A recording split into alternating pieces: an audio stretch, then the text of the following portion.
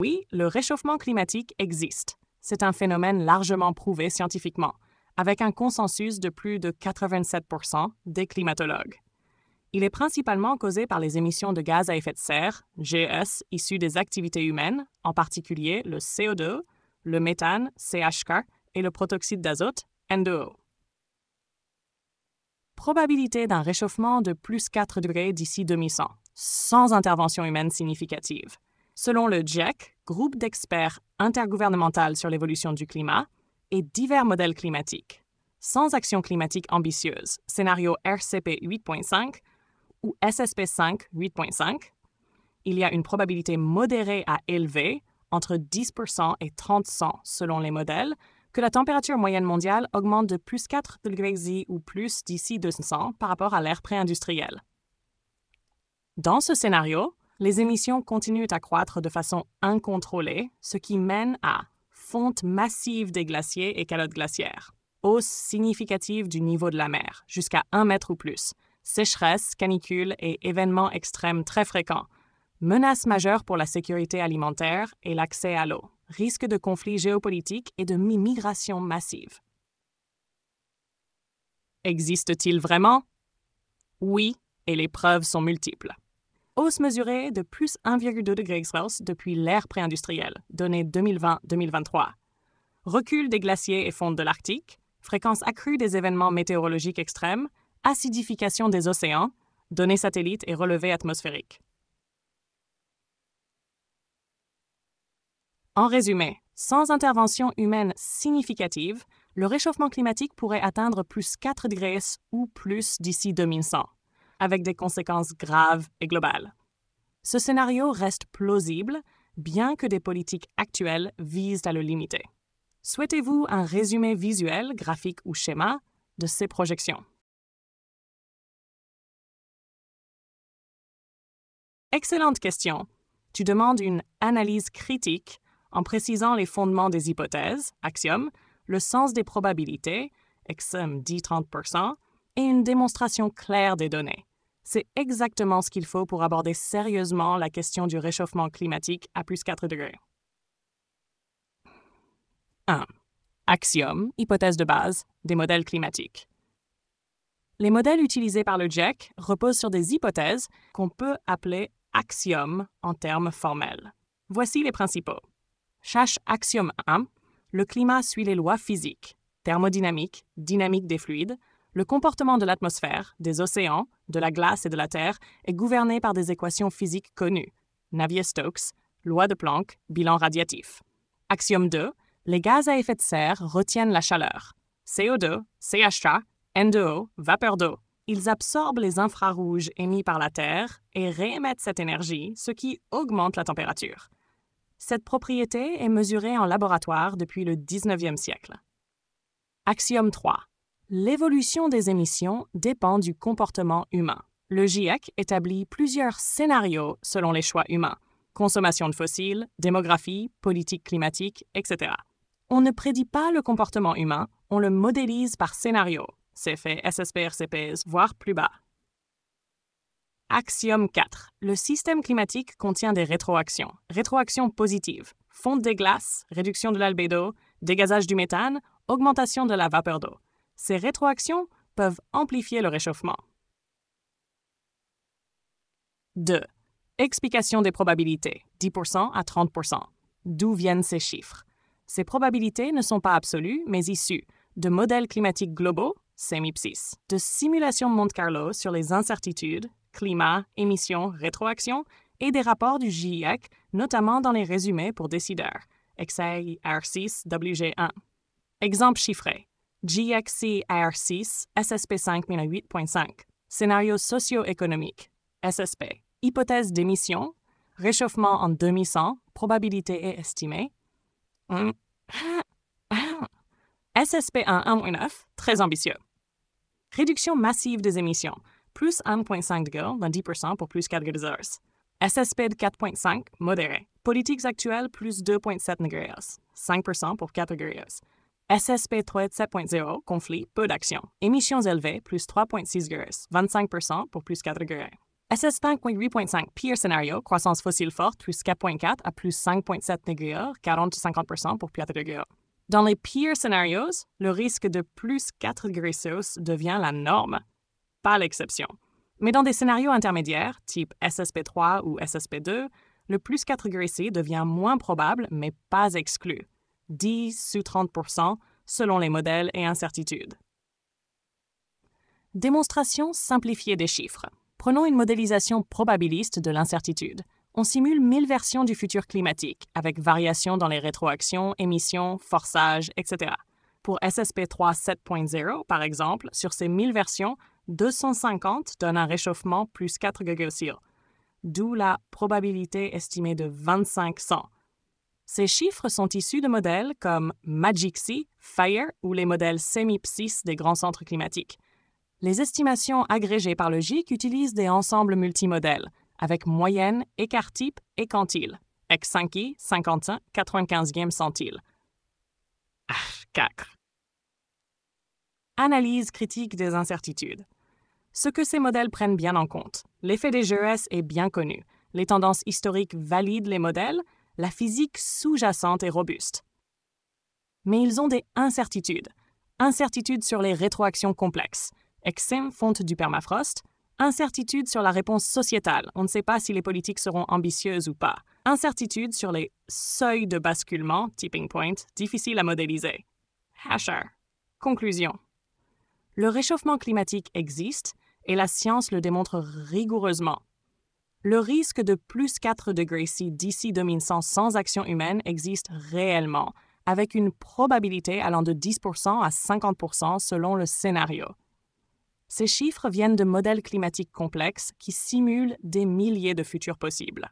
Même une probabilité de 10-30% pour un scénario aussi dangereux justifie une action immédiate selon le principe de précaution.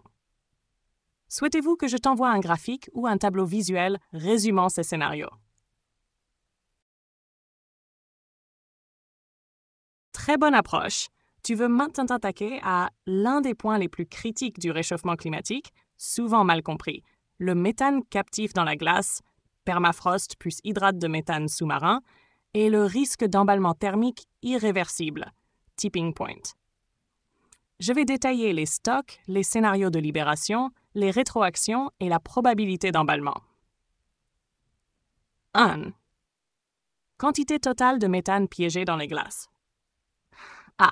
Permafrost terrestre, Arctique, Sibérie, Canada, Alaska, contient environ 1400 à 1600 giga de carbone, CO2 plus CH2, dont environ 30 à 60 giga sous forme de CH4 pur. Le reste peut devenir du CO2 ou CH4 selon les conditions de décomposition. B. Hydrate de méthane marin, fond des océans, sédiments. Stockant environ 10 000 à 20 000 GT de CH4, mais largement stable pour l'instant à cause de la pression et du froid. Seulement une petite fraction, 1%, est considérée vulnérable d'ici 2100, région peu profonde de l'Arctique, mer de Sibérie orientale. Hasher 2. Quantité susceptible d'être libérée dans un monde à plus 4 GWh. Estimation pour plus 4 degrés d'ici 2100. Source. Méthane libéré, estimation.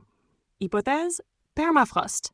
50 à 100 GT CO2 EQ, donc en 10 à 20 GT CH4. Dégel progressif, activité microbienne. Hydrate marin, 1 à 5 GT CH4 max. Seulement les couches superficielles. À noter, le CH4 est 4 fois plus puissant que le CO2 sur 20 ans. Donc même des petites émissions peuvent avoir un impact climatique majeur à court terme. Le GIEC inclut partiellement ces rétroactions dans certains modèles, mais reconnaît que les risques extrêmes, feedback NUEC, feedback non linéaire, déstabilisation des hydrates, ne sont pas entièrement pris en compte.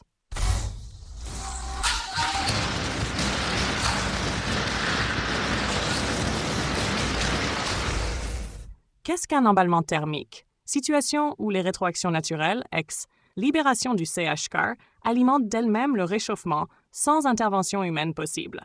Le système climatique entre alors dans un état de basculement irréversible, tipping point. Seuil critique estimé, entre plus 2 degrés et plus 4 degrés Celsius, plusieurs points de basculement deviennent probables. fonte irréversible du Groenland et de l'Antarctique Ouest, effondrement de l'Amazonie, déstabilisation du permafrost, modification du courant amok. À partir de quel point devient-il impossible d'intervenir? Si le système atteint un certain degré de réchauffement ou les rétroactions internes prennent le relais, alors, même en arrêtant toutes les émissions, la Terre continuerait à se réchauffer. Probabilité estimée d'emballement total irréversible. Faible, 5% à plus 2 degrés C. Modéré, 20-30% à plus 3 degrés C. Élevé, 40-60% à plus 4 degrés ou plus. Selon une étude publiée dans Nature Climate Change 2022, la probabilité que plusieurs points de basculement s'activent en cascade au-delà de plus de 5 degrés est de l'ordre de 50%. 4. Synthèse. Que peut-on conclure? Éléments, estimation, confiance. Méthane total piégé, 15 000, 10 000, 20 000 GT, CH hectare haute. Méthane libérable d'ici 1100 à plus 4,6, 10 à 25 CH carré, 800 2000 GT, CO2 EQ, moyenne. Contribution au réchauffement, plus 0,3 à plus 0,6 degrés supplémentaires, moyenne. Seuil d'emballement thermique probable entre plus 3 degrés et plus 4 degrés, moyenne à élever. Intervention impossible après, plus 4 degrés, rétroaction auto-entretenue, risque élevé. Conclusion. Il existe une quantité massive de méthane dans le permafrost et les fonds océaniques, mais seule une petite fraction est vulnérable d'ici 2100. Dans un monde à plus 4 degrés Celsius, on peut s'attendre à une libération significative, 10 à 25 gigtabashers, CHH², accélérant fortement le réchauffement. L'emballement thermique n'est pas certain, mais de plus en plus probable au-delà de plus 3,5 à plus 4 degrés, avec des conséquences hors de contrôle humain. Souhaites-tu un schéma synthétique ou une timeline visuelle des risques d'emballement? La question est loin d'être étrange. Elle touche à un concept étudié sérieusement dans la géo-ingénierie. Augmenter l'émission de chaleur vers l'espace, autrement dit, refroidir activement la Terre en augmentant sa perte d'énergie thermique par rayonnement. Voyons cela point par point. 1. Le concept. Émettre par radiation hors de l'atmosphère. La Terre émet naturellement de la chaleur vers l'espace sous forme de radiation infrarouge, entre 8 et 13 microns. Ce flux est partiellement piégé par les gaz à effet de serre. L'idée, créer un système technologique, satellites, miroirs, matériaux spéciaux, qui émet volontairement de la chaleur directement vers l'espace, sans repasser par l'atmosphère. 2. Techniquement, est-ce possible? A. Oui, en théorie, mais avec d'énormes défis pratiques. Options envisagées. 1. Satellites radiatifs ou radiators orbitaux, des structures dans l'espace émettant en infrarouge vers le vide spatial. Problème. Il faut transporter la chaleur depuis la surface de la Terre jusqu'à ces satellites, pas réaliste avec nos moyens actuels. 2. Matériaux terrestres à haute émissivité dirigée, radiative cooling, matériaux capables d'émettre fortement dans la fenêtre atmosphérique, 8 de 13 mm, où l'atmosphère est partiellement transparente à l'infrarouge. Ces surfaces peuvent rayonner de la chaleur vers l'espace, même en plein jour, sans absorber de chaleur solaire, déjà testé pour refroidissement passif de bâtiments. Utilisation à grande échelle encore expérimentale. 3. Miroirs spatiaux ou réflecteurs solaires. Réduisent, entrée d'énergie solaire plutôt que d'émettre, mais parfois combinée à l'idée de gestion du bilan radiatif global. 3. Ce qui bloque en pratique, problème, détail, transport de chaleur. Impossible de pomper efficacement la chaleur terrestre vers l'espace via satellite sans une infrastructure titanesque. Il faudrait des milliers de km² de surface active pour avoir un effet global mesurable. Coût et énergie. L'énergie pour construire, envoyer, maintenir ces systèmes est astronomique. Risque. Géo-ingénierie, effets secondaires potentiels, déséquilibres régionaux, effets sur les précipitations, etc. 4. Mais il existe déjà des technologies basées sur ce principe. Refroidissement radiatif passif. Matériaux conçus pour réémettre la chaleur infrarouge dans la fenêtre atmosphérique. Certains bâtiments peuvent se refroidir de plusieurs degrés sans électricité. Voir les travaux du MIT, Stanford, etc. Utilisation industrielle possible. Refroidissement d'infrastructures, panneaux solaires, agriculture, climatisation passive. Mais l'effet planétaire serait négligeable sans déploiement massif. 5. Conclusion. Oui, en théorie, on peut créer un système pour émettre de la chaleur par radiation vers l'espace. Mais transférer la chaleur terrestre à l'extérieur de l'atmosphère par satellite est aujourd'hui inaccessible. Les alternatives terrestres, refroidissement passif, sont réalistes localement, mais très insuffisantes globalement. La vraie solution reste la réduction des émissions plus adaptation, car toute technologie géo-ingéniérique comporte des risques sérieux. Souhaites-tu que je modélise un scénario de type radiative cooling global avec ses limites physiques? Excellente question. Tu vises ici la bio-ingénierie climatique, ou solution basée sur la nature, avec une visée très claire. Combien de surfaces biologiques, forêts, prairies, océans, algues, etc., faudrait-il créer ou restaurer pour rester sous plus 1 degré Celsius de réchauffement? On va y répondre de façon quantifiée en expliquant les hypothèses, capacités de captation carbone et ordre de grandeur réaliste. 1. Objectif climatique. Rester à plus 1 degré. Situation actuelle, nous sommes déjà à environ plus 1,2 2023. Rester sous plus 1 degré impliquerait un refroidissement, donc non seulement stopper les émissions, mais aussi retirer massivement du CO2 déjà émis. Quantité à compenser. Pour rester à plus 1 degré, il faudrait éliminer l'excès de CO2 accumulé dans l'atmosphère depuis l'ère pré-industrielle, soit environ 1000 GT CO2 d'ici 2100, selon IPCC et Carbon Budget Project. Cela correspond à environ 25% à 30% du CO2 d'origine humaine à extraire pour revenir à l'équilibre thermique sous 1 degré. Sur 1 biomasse nécessaire global. 2. Quantité de biomasse nécessaire. A. Capacité moyenne de captation hors écosystème. Taux d'absorption annuel. Surface nécessaire pour capter 1 GT CO2 par an en forêt tropicale. Orateur. Forêt tropicale, 5 à 10 T CO2 par an. 100-200 millions A GCO2. Forêt tempérée, 3 à 6 T CO2 an. 200-330 millions A sur GT CO2 an. Prairie agroforesterie, 1 à 3 T CO2 an. 300 millions A GT CO2 an. Océan, algues kelp, 10 à 20 T CO estimation, 5 à 100 millions A GT CO2 an. Par. Schnecker 3. Calcul général. Surface pour annuler 1000 GT CO2. Prenons une moyenne de 5 TO CO2 à an. Modèle forêt mixte tropicale plus autre. Et une durée de 80 ans jusqu'en 2100 mois. Surface requise. Frac texte GT CO2. 80 texte en torren. Frac mi texte 400 T Dora sur 80 ans. 2,5 milliards d'hectares. Soit 25 millions de kilomètres carrés de surface végétalisée supplémentaire à haute captation, soit environ 17% des terres émergées mondiales qui totalisent 148 millions de kilomètres carrés, 5 fois la surface de l'Australie ou près de la moitié des terres arables mondiales. 4. Limite biophysique. Impossibilité pratique de végétaliser autant, car cela entrerait en concurrence avec l'agriculture, l'habitat humain, les biomes naturels non forestiers, prairies, savanes, etc. Risque, monoculture de reboisement inefficace ou néfaste, pression sur l'eau douce, rétroaction inattendue sur l'albédo.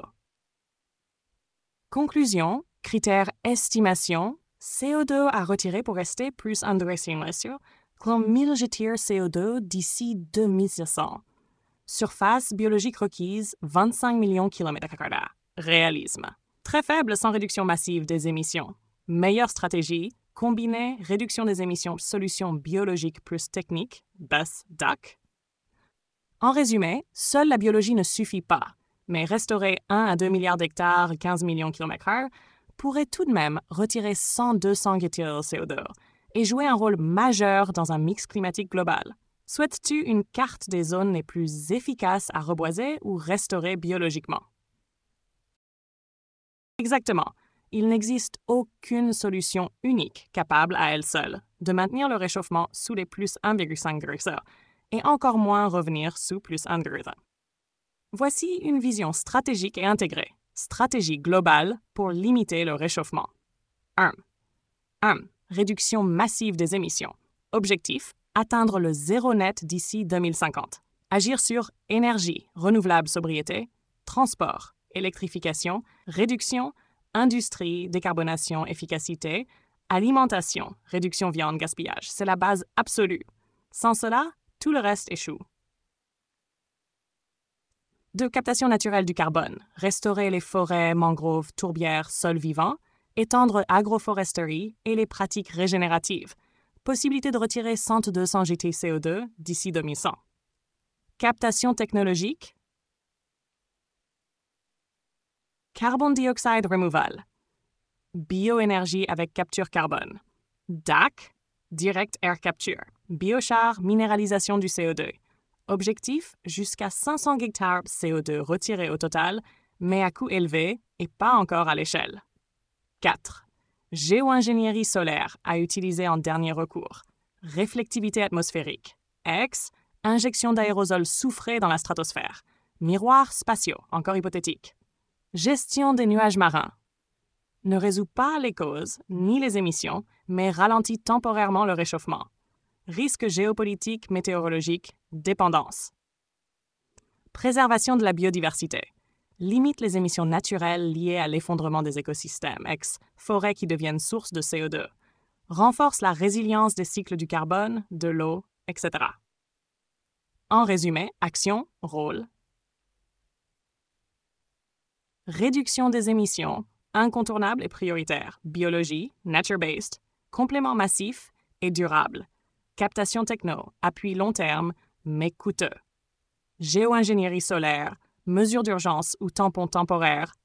Biodiversité, fondation vivante du système climatique. C'est un plan de stabilisation planétaire basé sur la diversification des leviers, pas une solution miracle. Souhaites-tu que je te propose un scénario temporel chiffré combinant tous ces leviers jusqu'en 2100? Très bonne initiative. Intégrer l'eau dans le scénario de réchauffement à plus 4°C est crucial, car l'eau est le premier vecteur par lequel les humains ressentiront le dérèglement climatique, souvent bien avant la température moyenne elle-même. Voici une analyse complète, claire et rigoureuse. Impact global du plus 4°C sur l'eau. Un monde à plus 4°C, crise hydrique planétaire. Cycle de l'eau amplifié, plus d'évaporation, plus de précipitations intenses mais moins régulières. L'eau devient plus rare là où elle manque déjà et plus destructrice là où elle est déjà excessive. Répartition des impacts par zone. Zones qui vont s'assécher sévèrement, perte d'eau douce, désertification, stress hydrique extrême, région, risque Méditerranée, Espagne, Italie, Maghreb, 40 à 60% de précipitations annuelles, agriculture en crise. Afrique australe et Sahel, désert en expansion, conflit pour l'eau. Moyen-Orient, Iran, Irak, Syrie, stress hydrique quasi total, migration massive. Ouest des États-Unis, déclin des nappes, incendies, sécheresse. Australie intérieure, aridification, effondrement agricole. Chine du Nord, tension sur le fleuve Jaune, désertification. Plusieurs grandes zones habitées deviendront difficilement vivables sans intervention technologique majeure. Désalinisation, transfert d'eau, agriculture indoor. Zones qui seront plus humides mais instables. Région risque. Asie du Sud, Inde, Bangladesh, 30% de précipitations, mais sous forme de déluge. Amazonie, effondrement possible du cycle hydrique, basculement vers savane. Mimi-Lillian, Afrique centrale, plus d'orages extrêmes, mais irrigation difficile. Nord de l'Europe, hiver plus humide, été sec, agriculture déstabilisée. Asie du Sud-Est, mousson imprévisible, inondations côtières. Quantité d'eau douce affectée. On estime qu'à plus 4,6, 3 à 5 milliards d'humains vivront en stress hydrique sévère. Plus de 50% des grands aquifères mondiaux seront surexploités ou épuisés. Les glaciers d'Himalaya, Alpes, Andes, Rocheuses fondront à 80%, affectant toute l'agriculture fluviale, Indus, Yangtze, Gange, Mekong. Élévation du niveau marin et eau salée. plus 4 degrés Celsius ou élévation de plus 0,84 à plus 1,8 mètre d'ici 2100. GIEC, scénario extrême. Intrusion d'eau salée dans les nappes côtières, rendant l'eau impropre à l'irrigation ou à la consommation dans des deltas fertiles. Bangladesh, delta du Nil, Pays Basses, sud de la Louisiane, Vietnam. Bilan synthétique, éléments, effet à plus 4 degrés Celsius. Précipitation globale, plus 115%, mais mal répartie. Zone aride, expansion rapide, Sahel-Méditerranée, USA. Stress hydrique, 50% de la population mondiale concernée. Événements extrêmes, plus 50 à 200% d'augmentation des inondations et sécheresses. Glaciers et eaux de fonte, réduction massive, perte irréversible de réservoirs naturels. Qualité de l'eau, diminution, pollution, salinité, concentration des toxines. Conclusion. Un monde à plus 4 degrés, c'est une guerre mondiale pour l'eau douce, une réorganisation totale des zones agricoles, une crise sanitaire, pollution manque, et une pression intense sur les infrastructures humaines et écosystèmes. Il ne s'agit pas juste de chaleur, c'est un basculement hydrologique global, avec l'eau comme premier facteur de survie ou d'effondrement. Souhaites-tu une carte mondiale des zones hydriquement menacées à plus 4 degrés? Le réchauffement climatique existe bel et bien, c'est un fait scientifiquement établi, mesuré et observé dans toutes les régions du monde. Ce n'est pas une opinion ni une croyance. Les faits observables. 1. Température moyenne mondiale en hausse depuis la fin du 19e siècle. Plus 1,2 degré d'augmentation globale. 2023 a été l'année la plus chaude jamais enregistrée, avec des pics régionaux à plus 2 à plus 4 degrés. 2. Manifestations physiques. Fonte des glaciers, banquises, pergélisol, permafrost. Élévation du niveau des océans, plus 21 cm depuis 1900. Augmentation des événements extrêmes. Vagues de chaleur, mégafeux, sécheresse, inondations. Acidification et réchauffement des océans. L'origine humaine est claire. Le GIEC, la NASA, le CNRS, la NOAA et toutes les académies des sciences du monde sont formelles. Le réchauffement climatique est principalement dû à l'augmentation des gaz à effet de serre d'origine humaine, CO2, CH4, N2O. Les preuves. Corrélation entre CO2 anthropique et température depuis 1850. Modèles climatiques qui ne reproduisent le réchauffement en incluant les émissions humaines. Composition isotopique du CO2 montrant son origine fossile. Pourquoi certains doutent-ils? Le doute persiste parfois à cause de confusion entre météo locale et climat global, information erronée ou volontairement manipulée, complexité du système climatique, lenteur apparente des effets dans certaines régions, intérêt politique ou économique à nier l'urgence. Mais le consensus scientifique est massif. Plus de 89% des études scientifiques sérieuses confirment l'existence et l'origine humaine du réchauffement climatique. Conclusion. Le réchauffement climatique existe. Il est mesuré, modélisé, compris et déjà en cours. Ce n'est pas un débat scientifique, c'est une réalité physique. La vraie question aujourd'hui est, comment allons-nous y répondre ensemble à temps? Souhaites-tu un résumé visuel des preuves scientifiques du réchauffement? Ta question est très pertinente.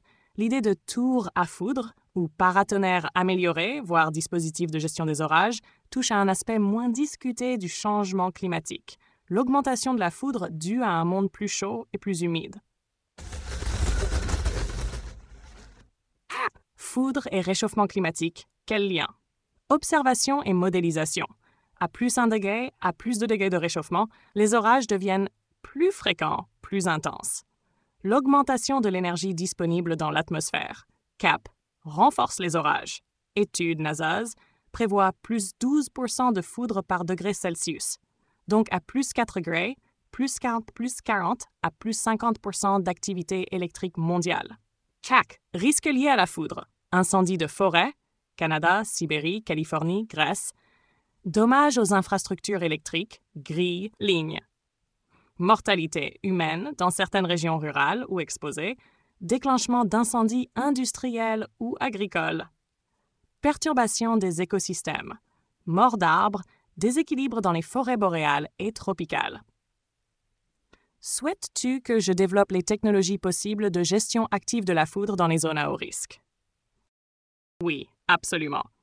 Tu viens de dresser un plan d'adaptation stratégique intelligent et réaliste pour faire face aux conséquences concrètes du réchauffement climatique, en particulier dans un monde à plus 2 degrés à plus 4 degrés. Voici comment on peut structurer tout ça. 1. Zone tactique d'intervention climatique. Objectif. Anticiper les événements extrêmes. Sécheresse, mégafeux, inondations, tempêtes électriques.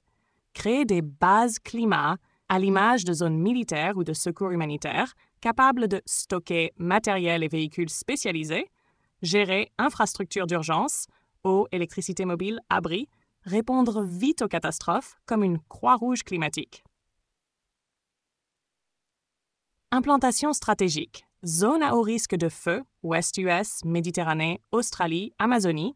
Zone à risque de sécheresse, Afrique, Moyen-Orient, Sud de l'Europe. Zone à risque hydrique et inondation, Bangladesh, Sud-Est Asie, Floride, Afrique centrale. 2. Véhicules spécialisés et renforts logistiques. Besoin d'un parc de véhicules adaptés. Pompiers tactiques longue portée. Véhicules amphibies ou tout-terrain pour zones inondées. Drones de repérage thermique pour feu ou sécheresse. Réservoirs mobiles d'eau, type camion-citerne lourd. Purificateur mobile pour zones à eau contaminée. Il ne s'agit pas de créer une armée, mais une logistique climatique internationale, comme l'ONU ou Médecins sans frontières, mais orientée climat. 3. Nouvelle ligne d'eau à haut débit. Dans un monde plus chaud, certaines régions vont manquer d'eau, tandis que d'autres seront encore abondantes. Il faudra créer des conduites interrégionales ou transfrontalières. Intégrer systèmes de purification, pompage et stockage. Prévoir stations de rechargement de nappes phréatiques. Assurer sécurité physique et politique de ces lignes. Par exemple, acheminer de l'eau des Alpes vers le sud de l'Italie, déplacer de l'eau scandinave vers le sud de l'Europe, détourner temporairement les excès de pluie vers des réservoirs cliques artificiels. 4. Augmentation des systèmes d'urgence. Tu as totalement raison. Il faudra doubler, voire tripler certains réseaux de secours d'ici 2050. Système objectif. Soins d'urgence. Soigner les victimes de chaleur, inondations, intoxication. Distribution d'eau. Installer points fixes mobiles dans villes et campagnes. Système d'alerte. Alerter population contre feu, crue, chaleur, foudre. Unité feu et foudre, spécialiste des feux de foudre spontanés. Ce que tu proposes, c'est une vision lucide et proactive. Créer une nouvelle infrastructure d'urgence globale, hybride entre le militaire, le civil, l'humanitaire et l'environnemental. Cela nécessitera des fonds climatiques d'État et internationaux, une coopération entre villes, pays, ONG et secteurs privés, et surtout, anticiper plutôt que subir. Tu veux que je construise une carte ou un plan détaillé de ce système logistique climatique avec scénarios concrets. Parfait, lançons une carte mentale et logistique adaptée à un scénario à plus 4,5 d'ici 2100. Voici un plan tactique global avec les zones à risque, les types d'interventions nécessaires et les infrastructures à créer.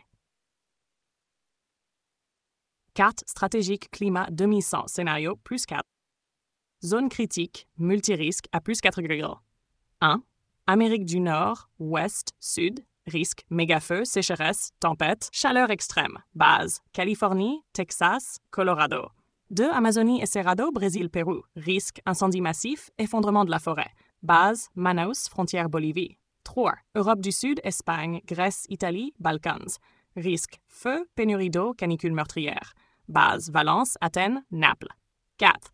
Afrique subsaharienne et Sahel, risque, sécheresse extrême, conflit pour l'eau, base, Niger, Burkina Faso, Soudan. 5. Asie du Sud-Est, Bangladesh, delta du Mekong. Risque, inondations marines, moussons erratiques. Base, Hanoï, Chittagong, Dhaka. 6. Arctique et Sibérie. Risque, fonte du permafrost, libération de méthane, feux boréaux. Norilsk, Yakoutie. 7. Australie, risque, feux extrêmes, effondrement hydrique. Base, Sydney West, Alice Springs. Structure logistique. Réseau d'intervention climatique, échelon, infrastructure, fonction. Base tactique claire. Niveau base TIC climatique, centre de coordination et stockage. Niveau 2, corps d'intervention climatique, équipe mobile, feu, inondation, chaleur. Niveau 3, route de l'eau, canalisation, station de traitement et stockage. Niveau 4, aéroport et port logistique, acheminement de secours à grande échelle. Niveau 5, surveillance spatiale plus drone AIA. Cartographie thermique, feu, sécheresse. Flotte climatique spécialisée. Camions feu et réservoirs longue portée. Engins tout-terrain post-catastrophe. Drone thermique, satellite hydrique, usine mobile de dessalement et purification. Système portable de refroidissement urbain. Bioadaptation en parallèle. Plantation de forêts adaptatives, résistantes au feu et sécheresse. Agriculture de crise, résiliente à haute température. Cité refuge climatique, zone modérée, protégée, autosuffisante. Souhaites-tu que je t'aide à visualiser cette carte avec des éléments dessinés via image? Je peux la générer en version prototype. Très bonne question. La climatisation est à la fois solution de survie dans un monde à plus 4 degrés et problème aggravant, notamment à cause de son besoin énergétique et des gaz réfrigérants qu'elle utilise. Voici une analyse détaillée, accompagnée d'un comparatif international et d'une projection énergétique. Climatisation et plus 4 degrés C entre sauvetage et piège énergétique. 1. Impact de la climatisation sur le réchauffement. A. Problème majeur. Facteur, effet. Gaz réfrigérant, HFC, très puissant, jusqu'à 1000 et 3000 X, le CO2. Consommation électrique, monte en flèche, surcharge du réseau, pic de CO2. Chaleur rejetée. Les climatiseurs relâchent la chaleur vers l'extérieur, accentuent les îlots de chaleur urbains. 2. Demande énergétique mondiale pour la climatisation à plus 4 degrés. Données estimatives. Région demande projetée de clim à plus 4 degrés. Tendance. Prime du USA, plus 800% versus aujourd'hui. Plus 800 vital versus aujourd'hui. Nécessité vitale, croissance démographique, 300, Global Chine, plus 300-400%. Urbanisation massive, vague de clim, USA, plus 150%, dépendance accrue dans le Sud. Europe du Sud, plus 250%. Infrastructure actuelle insuffisante. Afrique, 1000%. Très faible équipement actuel, mais besoins extrêmes. Monde, X3 à X6 de la demande actuelle, incompatible avec énergie fossile. 3. Comparaison actuelle des capacités de climatisation. 2020. Pays, région, taux d'équipement, 1%, dépendance au charbon pétrole pour clim, adaptabilité. Renouvelable, très haute. USA, 90% moyenne, mais beaucoup d'énergie fossile. Haute. Réseau solide. Japon, 91%. Faible. Mix nucléaire renouvelable. Très haute. Europe, 40%, sauf Sud, 50-70%. Moyenne. Moyenne à basse. Chine, 60% urbain, 20% rural. Forte dépendance au charbon. Moyenne. Inde, 10%. Très forte dépendance charbon, faible à renforcer. Afrique, 5%, très faible électrification, très vulnérable. 4. Que faut-il faire? Solution technique. Climatisation ultra efficiente, classée A++, avec réfrigérant naturel, CO2, ammoniac, intégration massive de solaire photovoltaïque plus stockage. Refroidissement passif, peinture réfléchissante, ventilation naturelle, architecture. Réseau thermique urbain pour mutualiser la climatisation. Alternative ou complément. Brumisateur public, rideau d'eau urbain, microclimat végétalisé, parc frais, adaptation comportementale, horaire, vêtements, ventilation croisée. En résumé, la clim sera cruciale pour survivre à des vagues de chaleur extrêmes dans un scénario à plus 4 degrés Celsius. Mais sa généralisation massive pourrait elle-même aggraver le problème si elle repose sur énergie fossile. Le besoin d'énergie mondiale pourrait doubler rien que pour la climatisation. Des pays comme l'Inde ou l'Afrique risquent un effondrement sanitaire sans solution d'urgence. Souhaites-tu une carte thermique mondiale des besoins de clim à plus 4 degrés ou un plan de transition énergétique par continent? Excellente question. L'intelligence artificielle, IA, joue un rôle ambigu dans le scénario climatique. Elle peut accélérer ou atténuer la crise. Tu touches aussi un point critique rarement discuté, le poids énergétique du numérique et la possibilité que 1/3 de l'énergie mondiale soit un jour utilisée pour faire tourner l'infrastructure digitale. Voici une analyse complète. IA, numérique et climat, sauveteur ou surcharge? 1. Estimation énergétique du numérique. Scénario 2050-2100. Tendance. Domaine énergie estimée au % total mondial. Numérique, data center, réseau, terminaux, 8-20% en 2030, déjà prévu. IA à grande échelle, modèle plus entraînement, 3-8% à part entière en 2030. Scénario extrême, 2035 du 2045, 25-33% si croissance exponentielle est non optimisée. Source: IRA, Shift Project, Nature, études internes OpenAI, MIT, Energy Review. En 2022, le numérique consomme déjà 5-6% de l'électricité mondiale.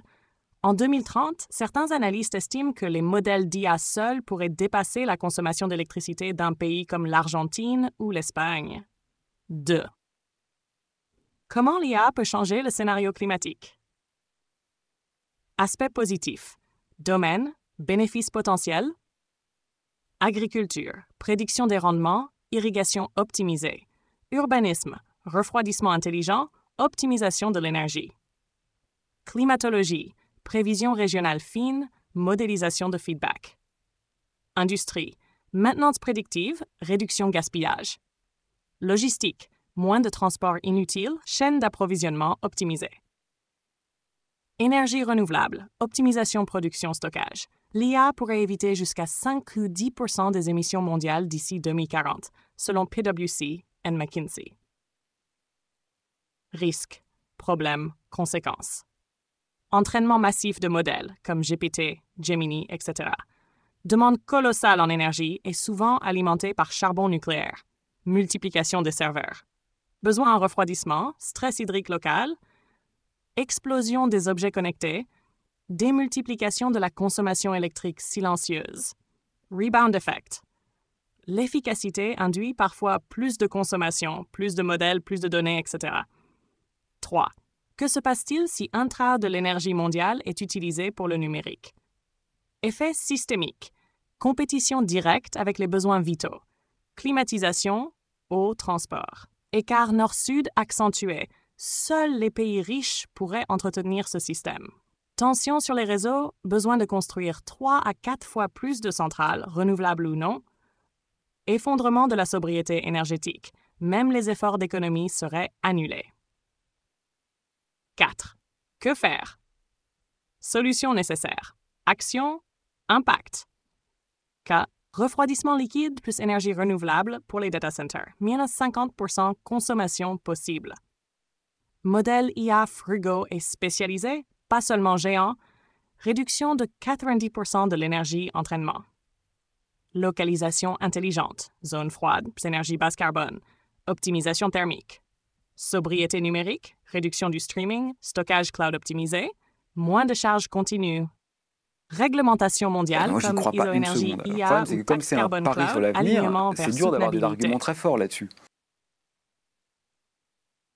En résumé, oui, si rien n'est régulé, le numérique et surtout l'IA pourraient consommer jusqu'à 1/3 de l'électricité mondiale, ce qui serait incompatible avec un monde à plus 4 degrés. Mais avec une stratégie responsable, l'IA peut devenir un allié majeur pour réduire les émissions et rendre les sociétés plus résilientes. Souhaites-tu un modèle chiffré du scénario IA plus climat ou un plan d'optimisation énergétique pour IA durable? La probabilité que le réchauffement climatique atteigne entre plus 1 degré Celsius et plus 4 degrés d'ici 2100% dépend des actions humaines à venir, notamment nos émissions de gaz à effet de serre, notre usage de l'énergie et la vitesse des boucles de rétroaction climatique. Voici une analyse critique et chiffrée en fonction des scénarios du GIEC et des études récentes. Résumé des probabilités actuelles, sans action drastique nouvelle, réchauffement d'ici 2100, probabilité estimée GIEC le Sud 2022-2024. Conditions nécessaires. 55,5 plus 1,5 degrés, 5 à 15 %.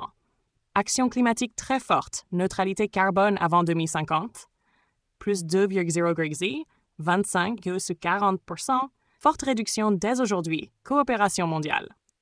Plus 3,0 degrés, 30 à 50 %. Politiques actuelles prolongées, promesses non tenues. Plus 4,0 degrés ou plus, 10 à 20 %, risque extrême. Inaction prolongée, effondrement des accords climatiques, effet de rétroaction. Les modèles du GIEC, R6, estiment que si on reste sur les politiques actuelles, le monde se dirige plutôt vers plus 2,4 à plus 2,9 degrés d'ici 2100. Point de bascule. Risque d'emballement, seuil de température, risque enclenché, méthane plus 1, plus 1,5 degrés Celsius, fonte partielle du Groenland et des récifs coralliens, plus 2,0 degrés, risque de fonte massive du pergélisol, Amazonie fragilisée, 3,1. Boucle de rétroaction, méthane, glacier, albédo océanique, plus 4,0 degrés. Risque, emballement thermique irréversible, perte massive de biodiversité, zones inhabitables. Explication critique des hypothèses. 1.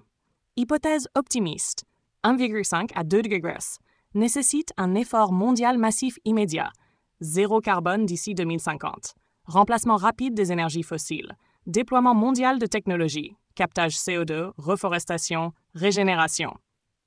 Problème, ce n'est pas la trajectoire actuelle. 2. Scénario intermédiaire, 2,5 à 3 degrés, résulte de promesses faites, mais partiellement tenues, type COP26. Forte incertitude sur les pledges, objectifs non contraignants. Certaines nations font des efforts, mais trop lents et sans coordination. 3. Scénario extrême, 3,5 à 4 plus, repose sur croissance fossile continue, charbon notamment en Asie, non-coopération climatique internationale. Boucle de rétroaction, libération de méthane arctique, affaiblissement des puits de carbone. Possible si les tensions géopolitiques empêchent toute transition, les investissements massifs dans les fossiles continuent, 1000 milliards ans aujourd'hui. Probabilité modélisée selon le type de gouvernance. Type de gouvernance, réchauffement probable, exemple, transition écologique forte, plus 1,6, 2 degrés. Europe verte, pacte climatique ambitieux. Business as usual land, 2,3 degrés. USA, Inde, Chine avec effort partiel. Effondrement politique et reverse. Conflit majeur, crise énergétique. Conclusion. Plus 2 degrés C est atteignable, mais demande un effort massif mondial. Plus 2,5 ou 3 degrés est le plus probable aujourd'hui, sans changement drastique. Plus 4 degrés est possible, mais reste un scénario extrême avec environ 10 à 20 % de probabilité qui augmente si les rétroactions naturelles sont plus fortes que prévu. Souhaites-tu une simulation chiffrée avec courbe d'évolution selon les politiques énergétiques ou une carte des impacts régionaux à plus 3 versus plus 4 degrés?